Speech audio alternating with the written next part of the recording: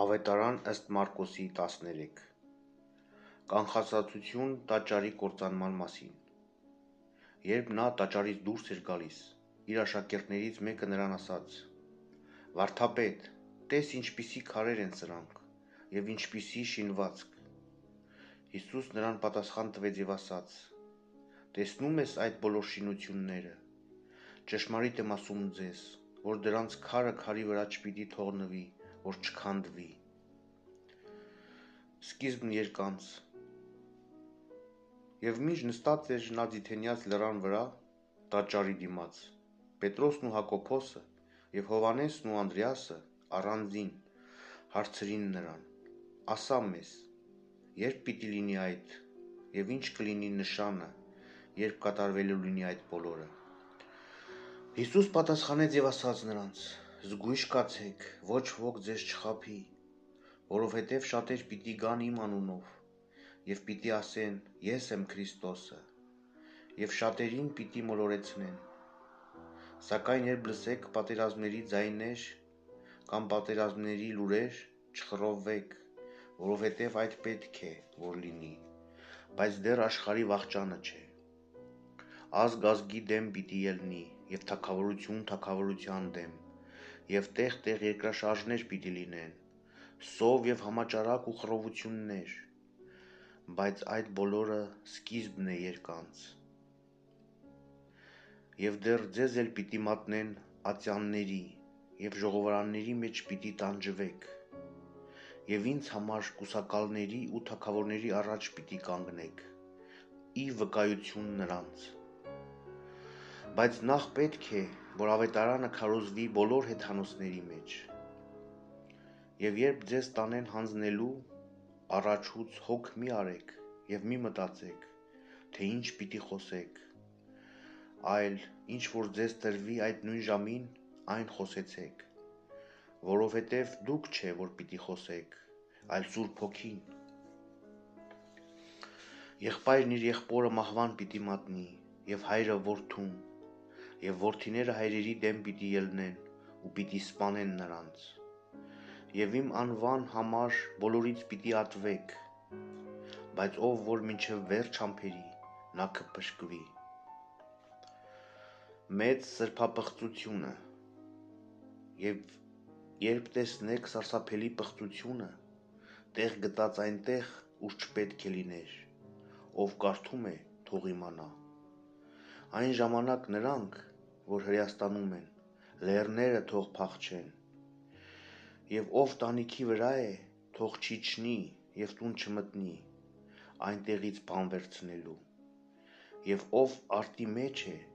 թող ետ չդառնա իր զգեստները վերցնելու, բայց վայ հղիներին և ստընտուներին այն օրերին։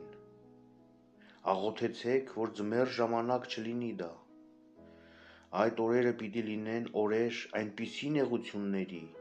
որոնց նմանը չի եղել երբեք արարչագործության սկզբից մինչև այժմ, և չի էլ լինի։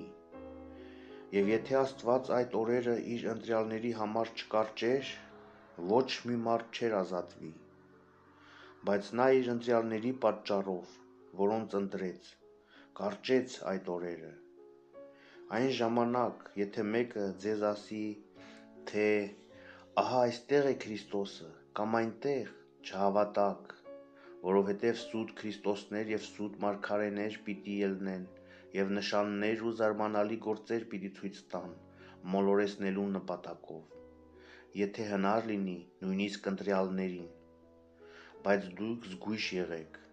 ահա առաջուց ձեզ ամեն ինչ ասացի։ Մարդու որդու գալուստը։ Բայց այդ օրերին, այդ նեղությունից հետո արեգակը պիտի խավարի,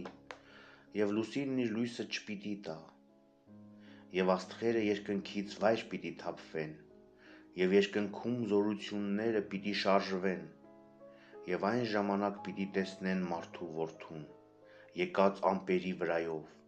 զորությամբ և բազում փառքով,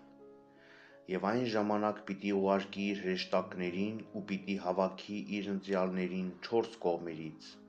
երկրի ծագերից մինչև երկնքի ծագերը։ Թզենու դասը։ բայց դուք այդ թզենուց սովորեցեք առակը, հենց որ նրա ոստերը կակղեն